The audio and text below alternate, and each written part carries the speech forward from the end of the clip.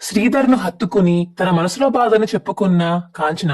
శ్రీధర్ ని కాంచనని చూసి ఆనందంలో కార్తిక్. ఇదంతా ఎలా జరగబోతుందో తెలుసుకోవాలనుకుంటే ఇప్పుడే మా ఛానల్ ని సబ్స్క్రైబ్ చేసుకోండి. సబ్స్క్రైబ్ చేసుకుంటేనే మా వీడియోలు మీకు వస్తాయి. మా వీడియోని లైక్ చేయండి. ఇక కార్తిక్ మరియు శ్రీధర్ అయితే టీ తాగుతూ మాట్లాడుకుంటారు. మీ అమ్మ నేను కలవాలని నీకు లేదేంట్రా అని శ్రీధర్ అంటుంటే, ఎందుకు లేదు మాస్టారు, ఒక అమ్మ నాన్న కలవాలని నాకు మాత్రం ఎందుకు ఉండదు చెప్పు అని కార్తిక్ అంటాడు. మరి కలపచ్చు కదరా మా ఇద్దరిని అని శ్రీధర్ అంటుంటే, అది నా చేతిలో లేదు మాస్టారు, అమ్మ చేతుల్లో ఉంది. నీకు ఒక్కడికి కలవాలని ఉంటే సరిపోతుందా? ఆ పక్క నుంచి ఆ మనిషి కూడా ప్రయత్నించాలి కదా.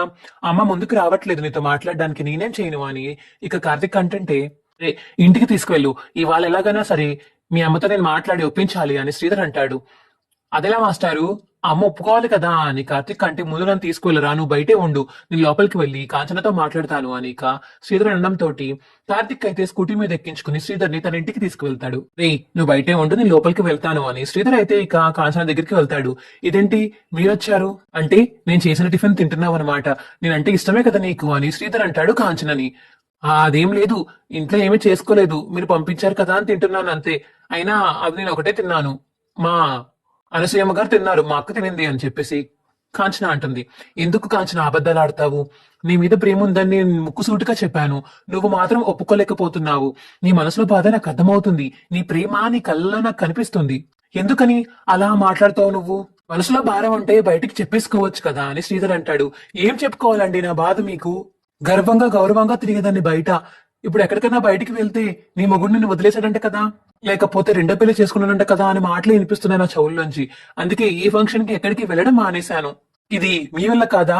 ఎంత సర్దుకుని వద్దామన్నా సరే నేను వస్తే కావేరికి అన్యాయం అవుతుంది. కావేరి గురించి ఆలోచించి కూడా సగం ఆగిపోతున్నాను. అయినా నేను మీ జీవితంలోకి రావాలనుకోవట్లేదండి అని చెప్పేసి ఇక కాంచన ఏడుస్తుంటే కాంచన అయితే వెళ్లి హత్తుకుంటాడు శ్రీధర్. ఇక ఆ బాధలో శ్రీధర్ ని కూడా హక్ చేసుకుంటుంది కాంచన.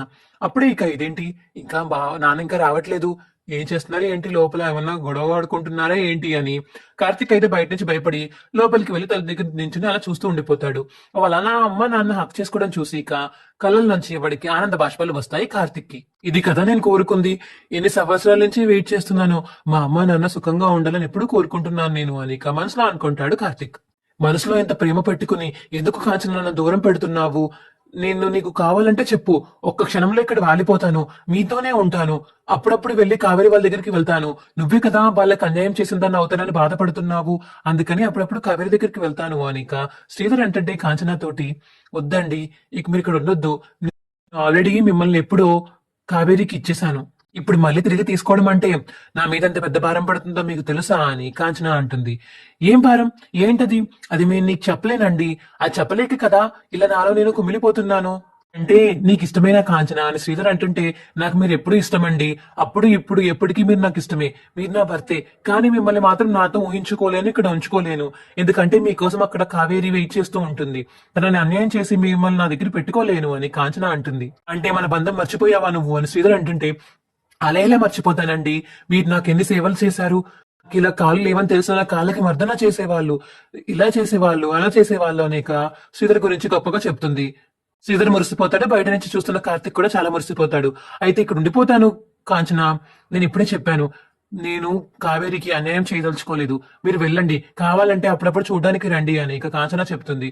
ఇక కార్తిక్ అయితే కళ్ళు తుడుచుకుని పరిగెత్తుకుంటూ వెళ్లి పడి దగ్గర నించుంటాడు. శ్రీధర్ అయితే బయటకు వచ్చేస్తాడు. ఏంటి మాస్టారు, ఒప్పించారా మా అమ్మని అని కార్తిక్ అడుగుతుంటే, మీ అమ్మ చాలా గట్టిదిరా, ఫాస్ట్ గా ఉంగదు, మెల్లగా మాట్లాడే కొద్ది తనే మారుతుందిలే అని ఇక బండి ఎక్కుతాడు శ్రీధర్. ఏంటి కళ్ళలోంచి నీళ్లు వస్తున్నాయి, మీ ఇద్దరం మాట్లాడుకున్న మాటలు నువ్వేమన్నా విన్నావా అని కార్తిక్ అడుగుతాడు శ్రీధర్. అబ్బాయి లేదు మాస్టారు అని కార్తిక్ అంటాడు. మా వీడియో మీకు ఎలా అనిపించిందో కింద కామెంట్ సెక్షన్ లో తెలియచేయండి. మా వీడియో కనుక నచ్చితే మా వీడియో లైక్ చేసి తప్పకుండా మా ఛానల్ సబ్స్క్రైబ్ చేసుకోండి. పక్కనే ఉన్న గంట సింబల్ మీద క్లిక్ చేయండి, అప్పుడే మేము చేసే వీడియోలు మీకు రోజు వస్తాయి. Bye friends.